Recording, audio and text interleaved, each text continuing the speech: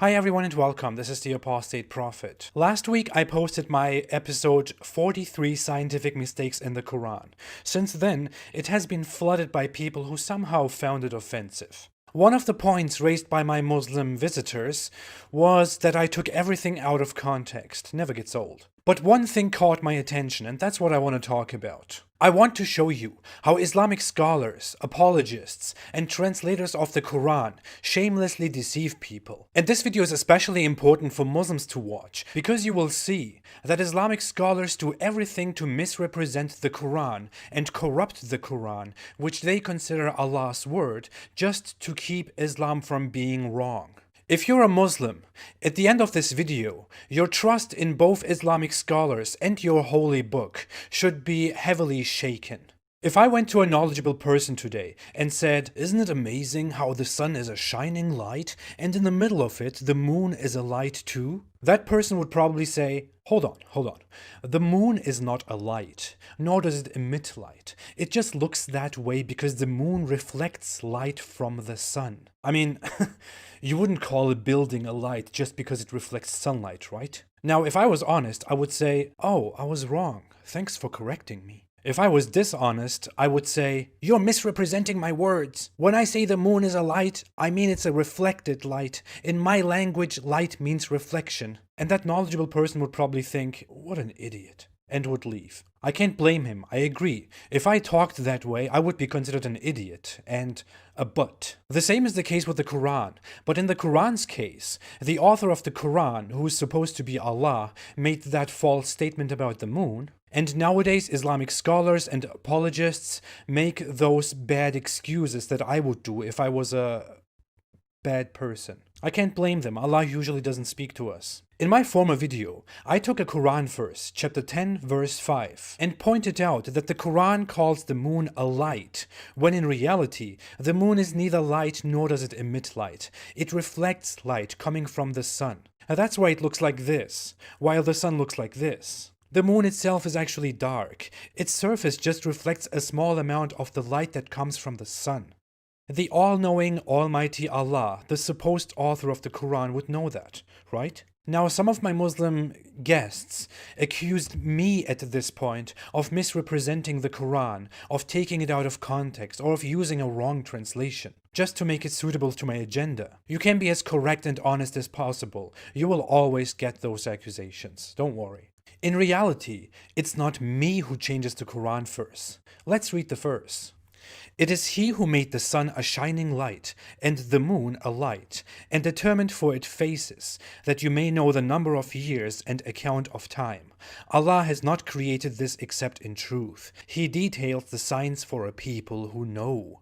Chapter 10, verse 5. The original Arabic text simply says that Allah made the sun a lamp, a shining light. No objection to that, although the Quran never reveals the true nature of the sun. But then it calls the moon a nur. Nur means simply light.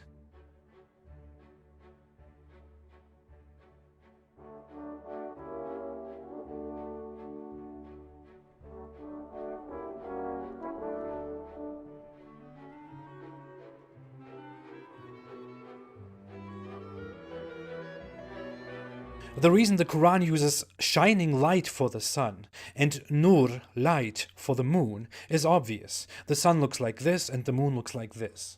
Let's look at regular, old, classic translations of this verse. As you can see, the classic translations accurately translate that part of this verse, in which the sun is a shining light, a shining object, and the moon is a light. These translations are still honest, because back then we didn't care much about reality and science, and there weren't many critics of Islam who pointed out flaws in the Quran. But now let's come to a more modern translation. It is the first English Quran translation that you find when you Google Quran, or when you search for a Quran verse. Sahih International, currently the most widespread Quran translation online. "It is he who made the sun a shining light, and the moon a derived light, and determined for it phases." Whoa, do you see that? It says derived light, or a reflected light, although it doesn't say such a thing in the original verse. It just says nur, and the word nur means simply light. In the Arabic text, it only calls the moon a light. The same thing can even be found in another verse, chapter 71, verse 16. Again, the Quran calls the moon a light, but the Sahih International Translation adds its own words to the verse and calls it a reflected light or a derived light. This is not even in brackets or anything, it's directly inserted in the verse and changes the Quran. Isn't this a corruption of the Quran? Can you imagine the outrage if other people, if non-Muslims, changed the Quran like this based on their own interpretations and wills? Islamic scholars are corrupting the Quran.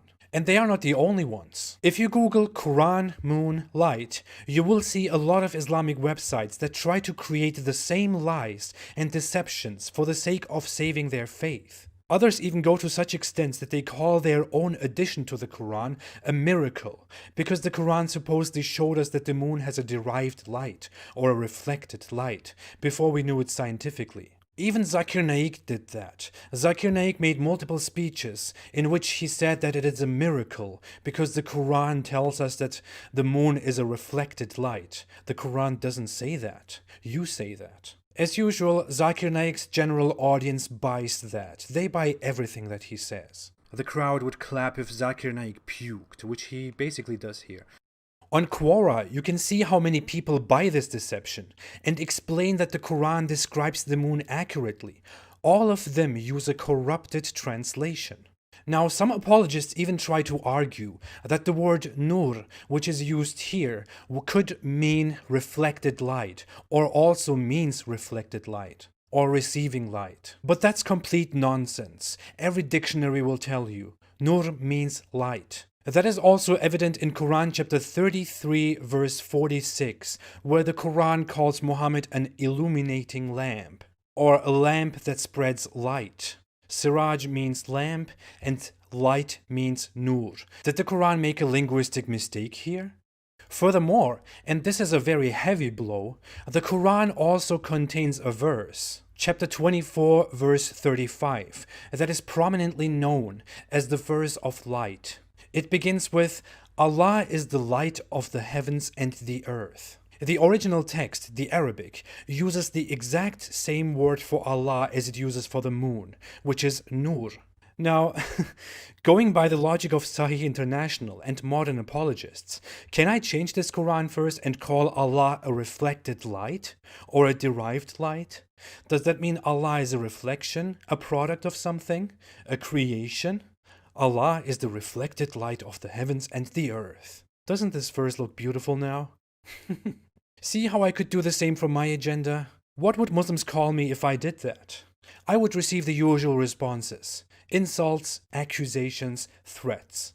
Why is it okay when Islamic scholars corrupt the Quran for their own agenda, but it's wrong when others do it? The Quran verse even further describes this light and how it makes everything bright. So there is really no excuse left. Nur means light. The Quran calls Allah Nur, the Quran calls the moon Nur. In both cases, it simply means light, and that's wrong. The Quran is scientifically viewed objectively wrong. Adding words in order to make the Quran look correct is a corruption. And Islamic apologists and scholars who create these corruptions are liars. This is how they want to defend Islam with deceptions. This is how they want to deceive Muslim believers. And this shows how fragile and how outdated and a human product Islam is. Islam needs Muslims, but Muslims at a higher rate, more and more, are breaking free. Because who would like to believe in such a factually wrong, nonsensical text? As you can see, it's not me who changes the Quran, takes verses out of their contexts, and tries to manipulate people. It is them. Don't trust them. Don't waste your time. Don't waste your life. Use your mind. You are smarter than Islam. And when you feel ready, join us in taking apart this superstition, so we can focus on living our lives and creating better lives. Thanks for watching. Stay away from Islam.